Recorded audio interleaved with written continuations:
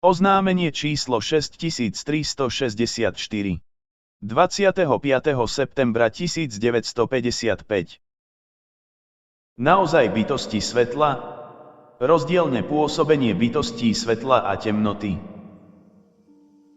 Ako náhle bytosti svetla z môjho poverenia na vás začnú vplývať, aby ste sa vydali tou správnou cestou, ktorá vedie ku mne, nastane medzi nimi a zemou duchovné prepojenie.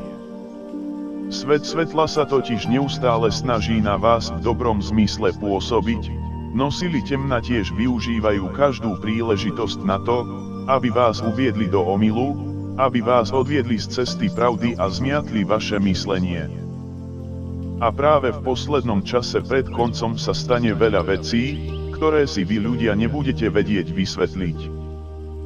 Stále si však pamätajte, že všetci ľudia musia vstúpiť na cestu ku mne bez nátlaku, kvôli čomu nikdy nebudú z mojej strany voči ním použité rôzne javy a zjavenia, ktoré by ich donúcovali k viere, a to ani vtedy, keď sa celé ľudstvo nachádza v najväčšej duchovnej núdzi.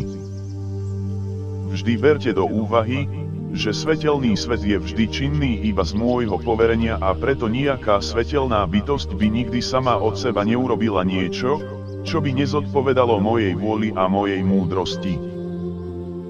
Takže ak to bytosti svetla zvážia a následne majú v úmysle vám ľuďom pomôcť, tak v žiadnom prípade si ale nevyberajú jav, či formu, ktorá by vo vás vyvolávala pochybnosti, zmätok a otázne výsledky, ale sa vám vždy prejavia vo všetkej jasnosti, a to takým spôsobom, aby ich bolo možné vždy rozpoznať ako zdroj svetla. A preto sa aj vždy prejavia tým, ktorí s nimi chcú nadviazať spojenie za účelom duchovného rastu.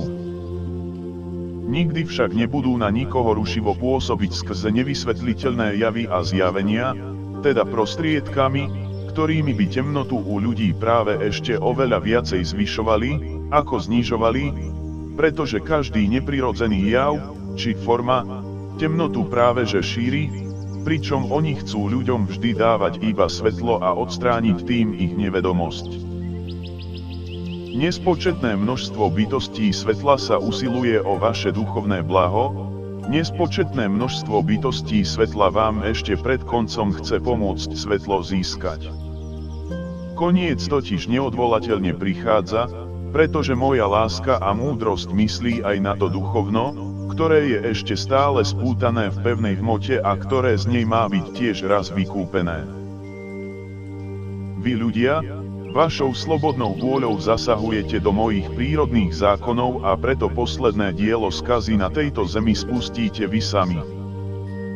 Od vášho zámeru sa pritom nenecháte odradiť ani tými, ktorí vám budú dobre radiť, no ani samotnými anielmi, keby zostúpili z neba, aby vás varovali. Inak by som nebol neustále poukazoval na tento koniec skrze prorokov a vidcov, keby som u vás videl aspoň najmenšiu snahu o zmenu smerovania vašej vôle. Keďže tento váš zámer už nie je možné zastaviť, neodvolateľne prichádza koniec. Celý duchovný svet sa teda vždy usiluje iba o ovplyvnenie vašej duše.